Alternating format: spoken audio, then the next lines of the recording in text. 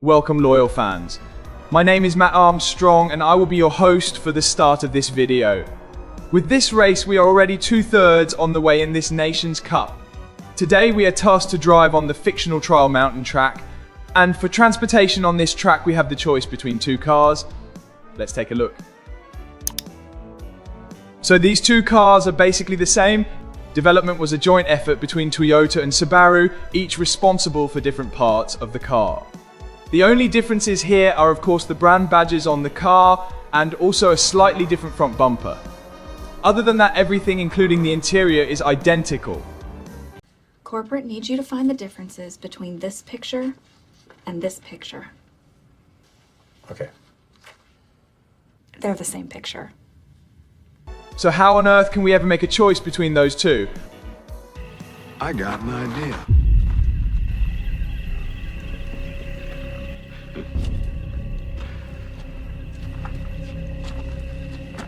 Eeny, meeny, miny,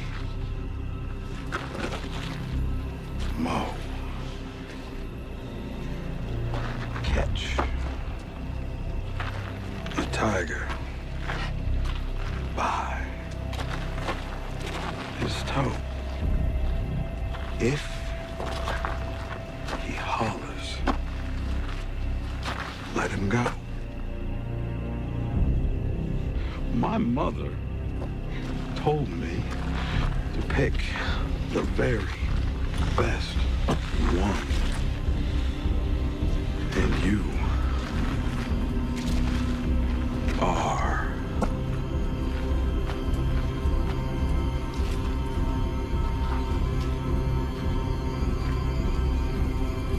it.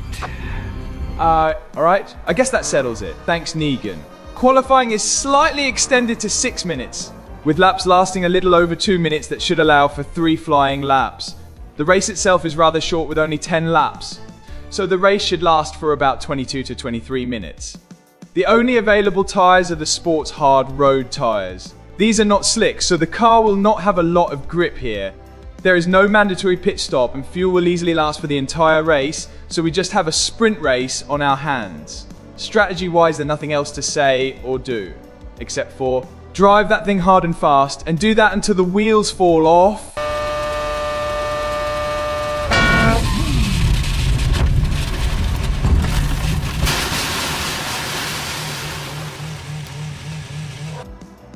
With all that out of the way, let's take a quick look at the livery.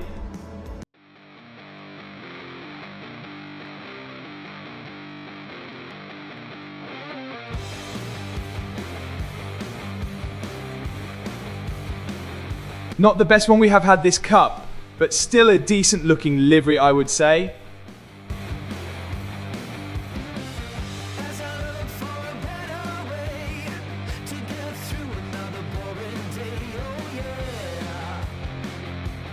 And since we probably won't ever use this car again, just decent will have to do.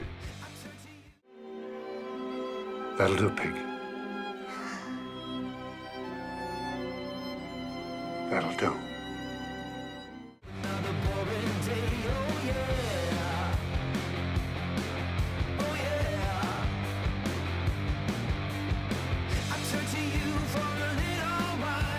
Alright, we are done here. Let's move on to qualifying.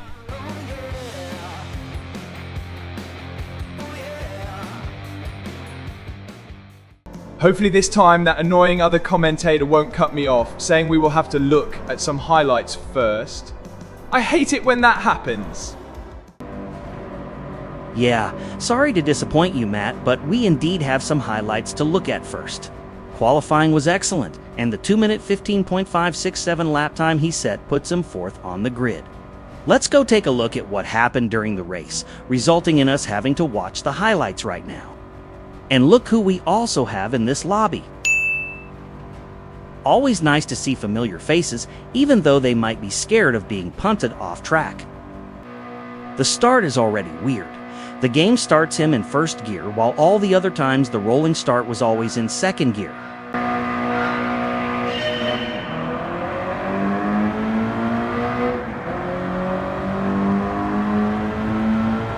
It doesn't seem to cost much time though, so it was possibly the same for everyone else.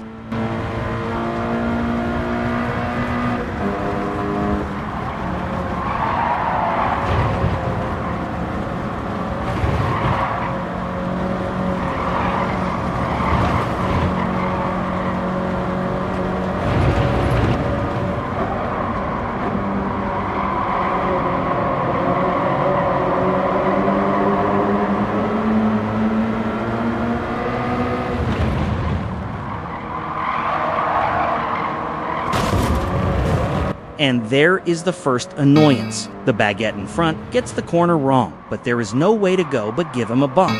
That causes a lot of slowdown, allowing others to overtake and pull alongside. And the baguette is further up on his merry way.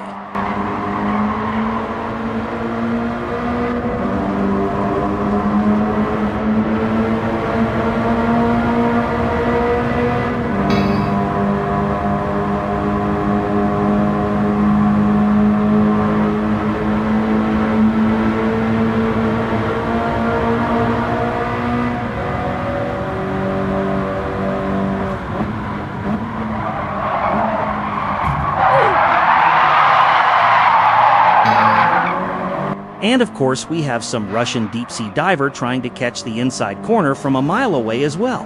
Thanks a lot. And it's down to P8. And look here, he ended up right behind O'Leary.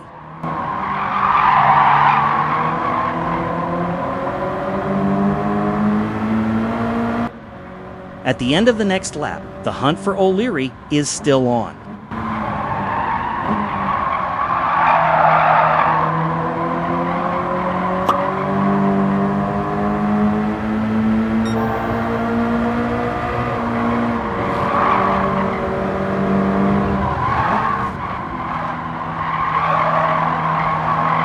Some nice side-by-side racing, and he is back to P7.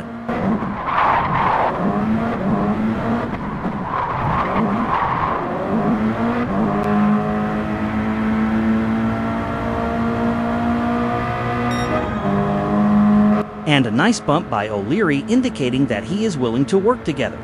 Always handy to have familiar faces around to race with.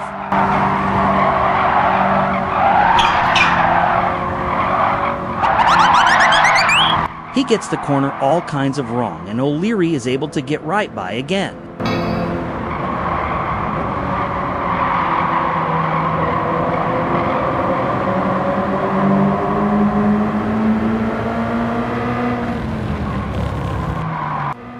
One lap later, and the hunt for O'Leary is still on.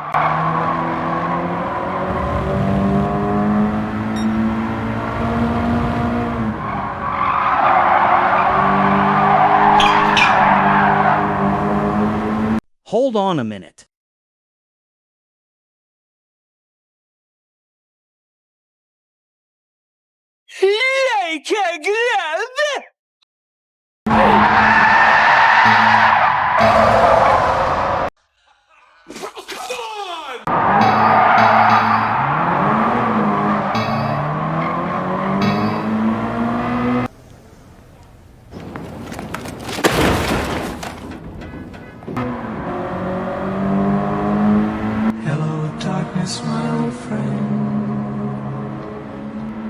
And now he is dead last.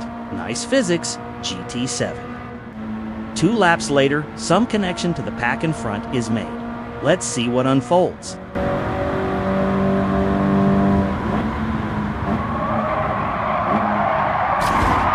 Just like on the Red Bull Ring, it seems we are fighting for scrap positions in the back with Jair once again.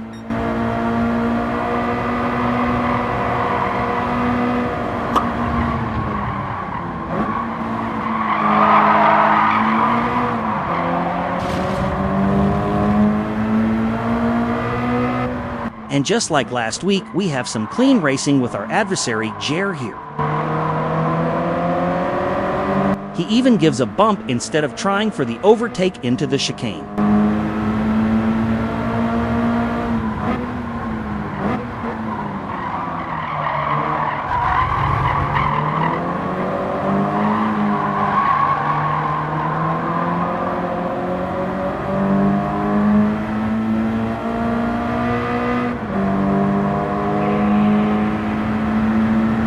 And up to 13th he goes when Murcieka serves his penalty. 1 lap later, he is trying to overtake the baguette in front.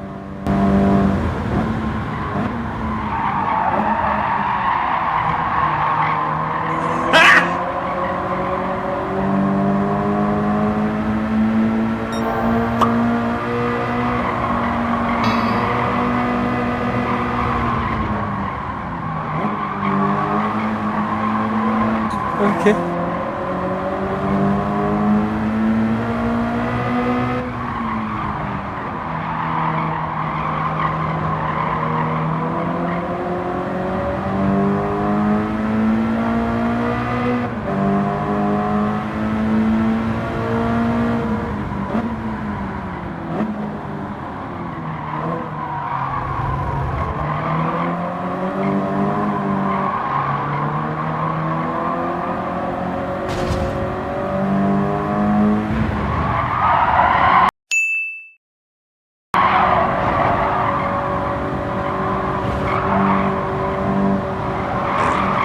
That penalty should give Dordanov the position, especially if he can manage to get a bit closer.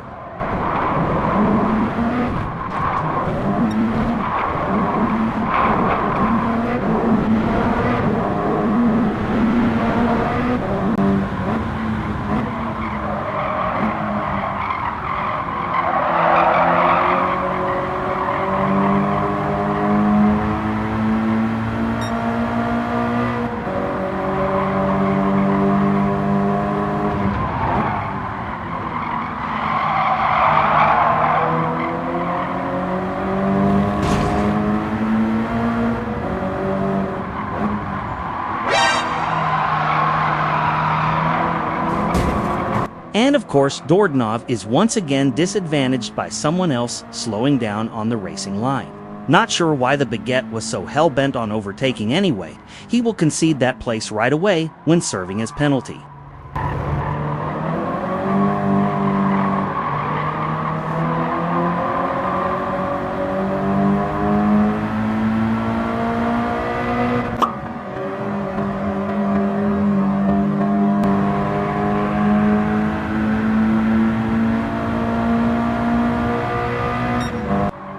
One lap later, we are hunting down namesake Nico for the 11th place.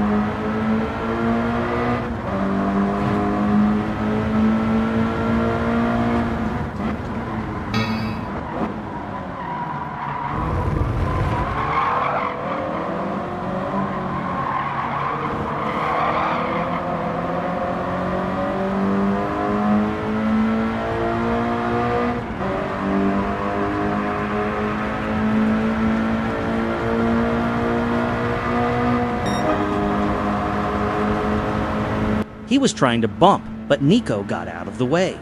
All right, have it your way.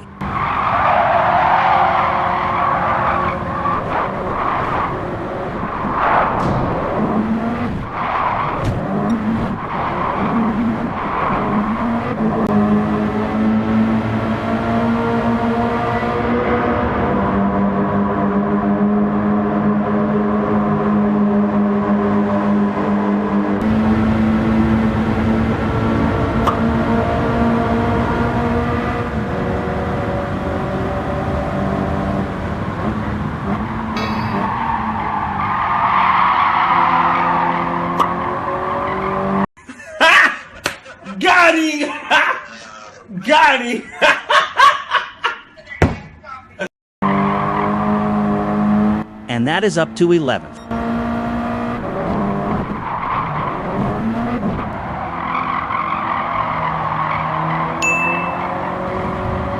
That will be dirty tires for him, and not ideal for the last chicane towards the start-finish straight.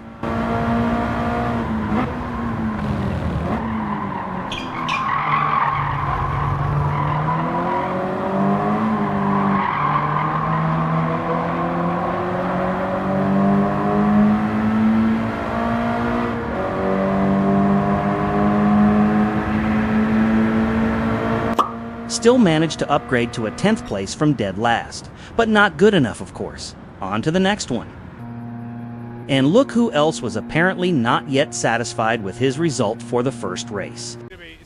Speaking of O'Leary, let's travel back in time to last Friday's practice session, where O'Leary was also present in chat, but wasn't able to participate. O'Leary, I tried to join, but Dornoff punted me out of the server. Guys, you've won. George, your mate's here, mate. Comment of the night, O'Leary. Comment of the night, mate. All is good if we can all still have a laugh about it afterwards. Well then, on to the main event.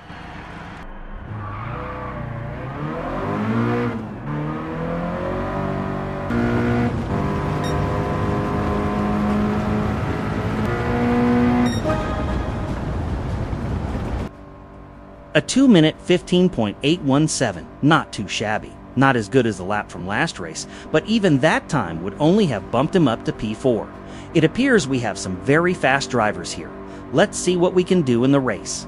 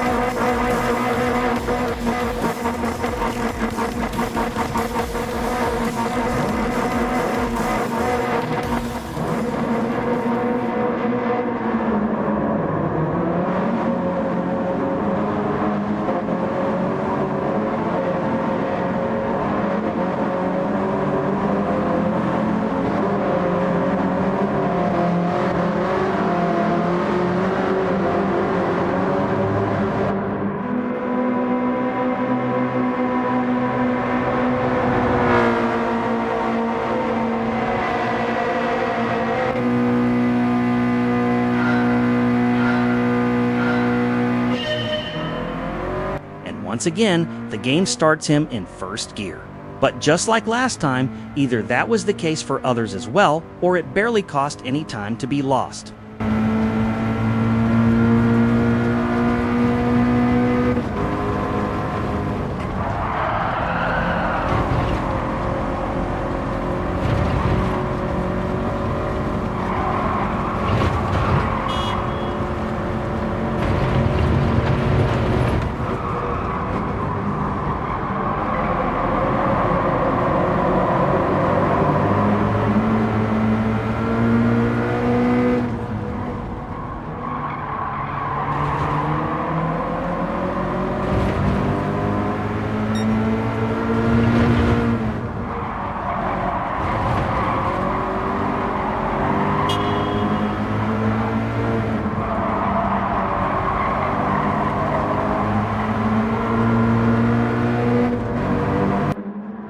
far, so good. No weird incidents just yet. Some drivers behind picked up a penalty, and the Czech behind is still following rather close.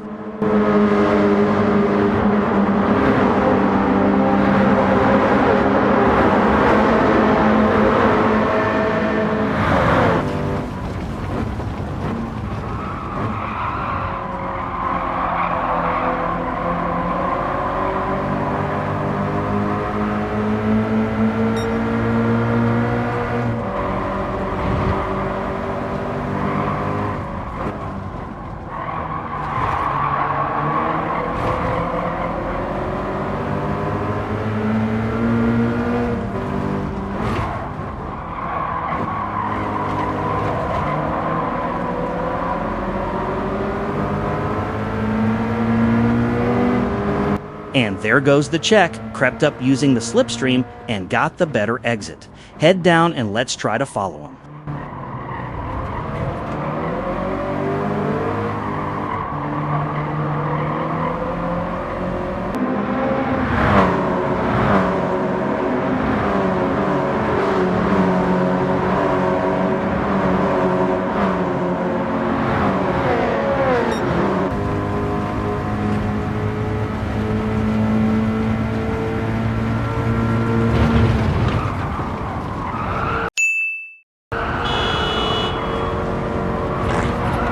And that is a penalty for the Czech. Nothing much will happen in between, so we might as well jump to the end of the lap where he has to serve that penalty. Hello, Skip. Before we move on, let's take a look at an incident regarding the driver who started on P9.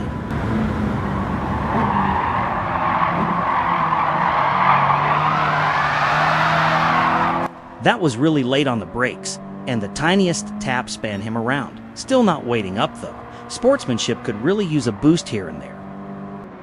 Near the end of lap 2, it is time for the Czech to collect his penalty. Connection to him was lost a bit though, so it seems he is too far away to profit from it. We do see the South African from the incident in lap 1 is closing in behind.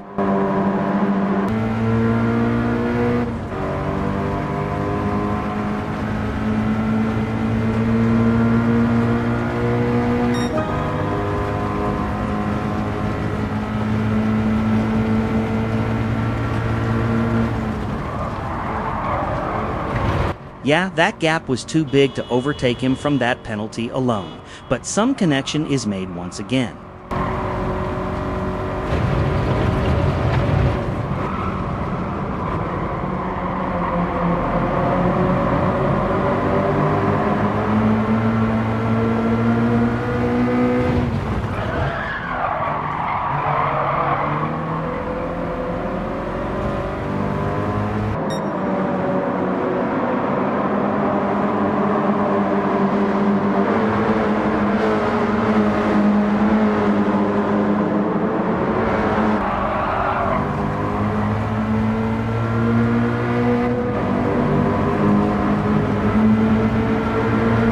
While we are waiting for the next bit of action, let's see how Mick Pungy is currently doing. That is the driver who got spun off in lap 1.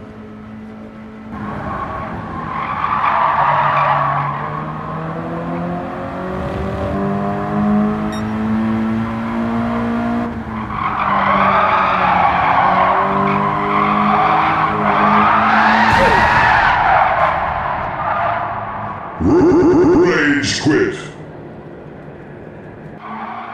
And while we are at it, let's take a look at the next driver who was dead last, 1 lap later.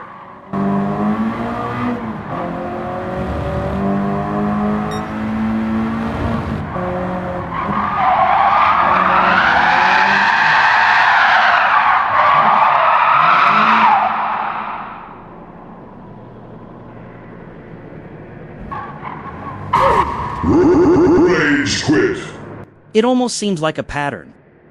We jump forward to lap 5. Dordanov is still close to the pack, containing the drivers in positions 2 through 5. He is being chased down by the South African named Rusty, though, who is right up his gearbox.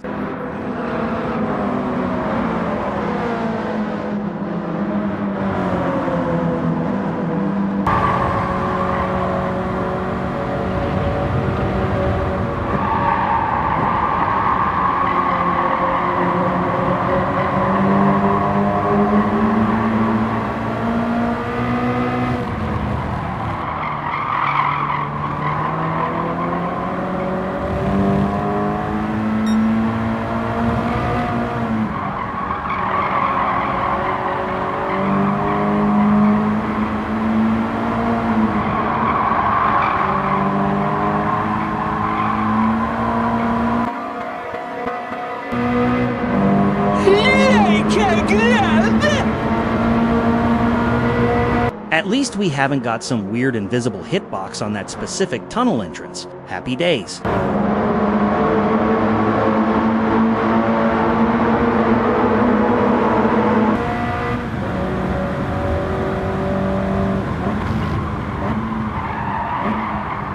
A little breathing room is created in regards to the driver behind now. I guess we can safely skip forward a bit once again. There's a drag. We join back in at the start of lap 7. A few small mistakes have lost him the slipstream to P5 in front, and now Rusty has some solid slipstream advantage. Let's see how this plays out.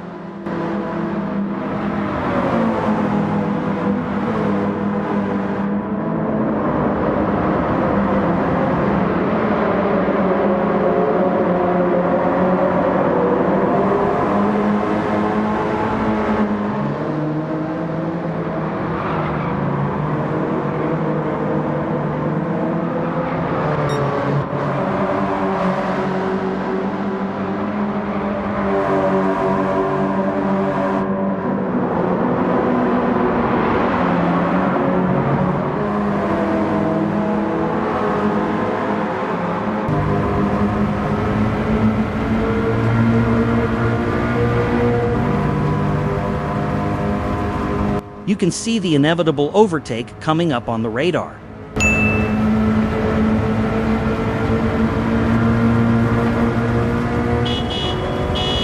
He even announces himself using his horn, so people are aware. Pretty smart.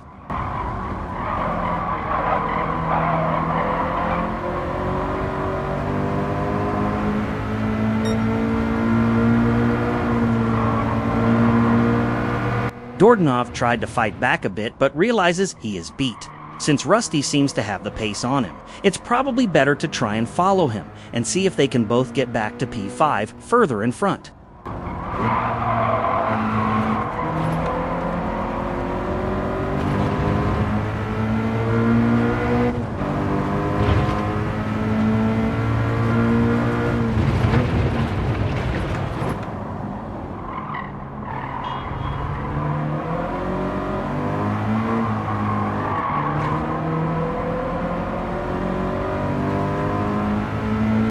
That little fight in front has caught the attention from another driver behind, who is eager to try to overtake Dordanov as well.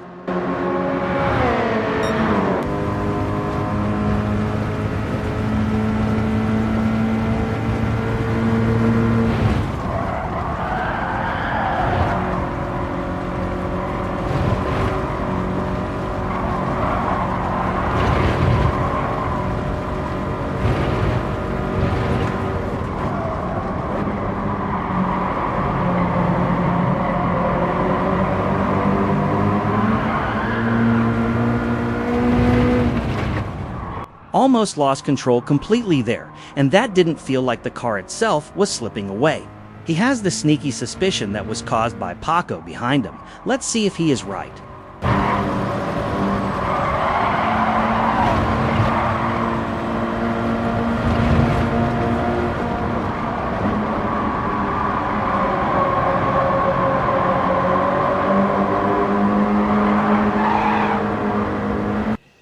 Not cool. Not fucking cool.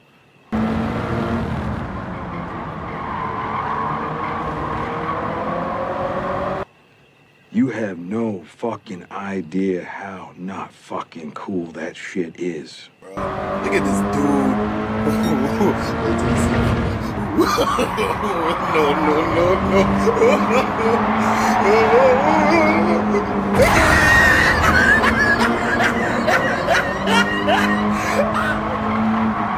Oh no.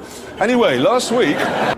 Well, that at least was a bit of karma for Paco, but most of the connection to Rusty in front has now been lost, so we might as well skip forward again. Across all the Azure. We join back in at the start of the last lap. He is now much closer to the two drivers in front, but with only one lap to go, it's going to be hard to gain any positions here.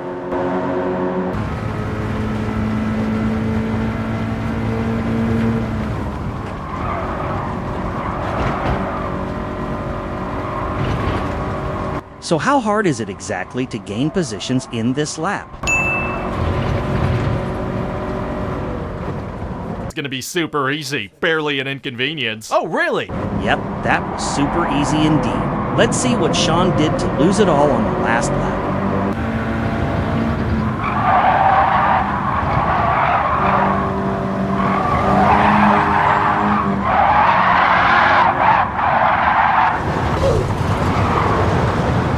That's the tricky thing with these cars and tires. It's easy to start a slide, but sometimes really difficult to get out of it. Pretty sad for Sean, but that is also racing. Can't make mistakes like this. Dordanov knows that all too well.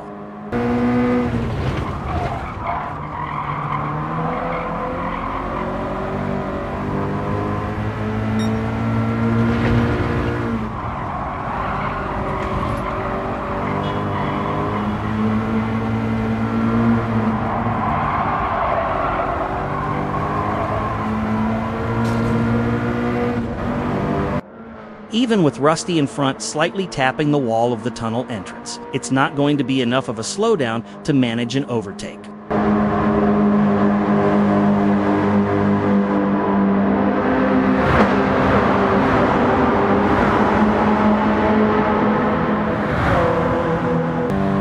If we look at the lap times on the right, we can see they were pretty decent, apart from a few slower ones when there were mistakes or run-ins with other drivers. So this is about all the pace he has on this track and car combo.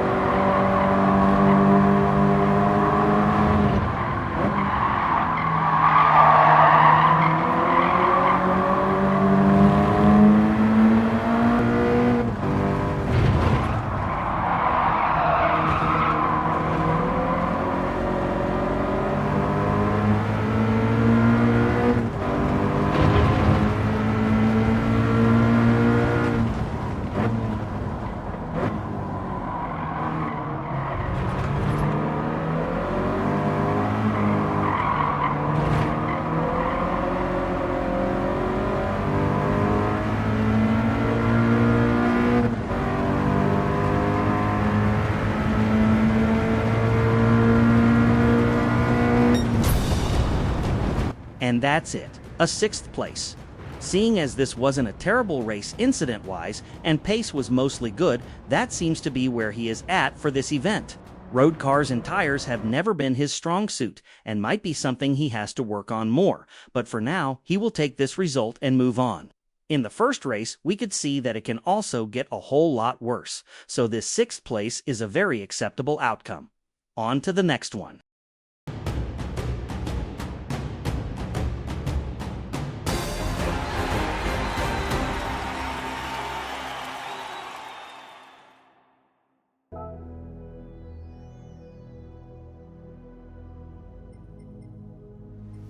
Dropped down to 3rd in the Netherlands due to both Damien and Kai doing a 2nd race, but 3rd is still a very respectable position, and even climbed to 61st in Europe. Not too shabby.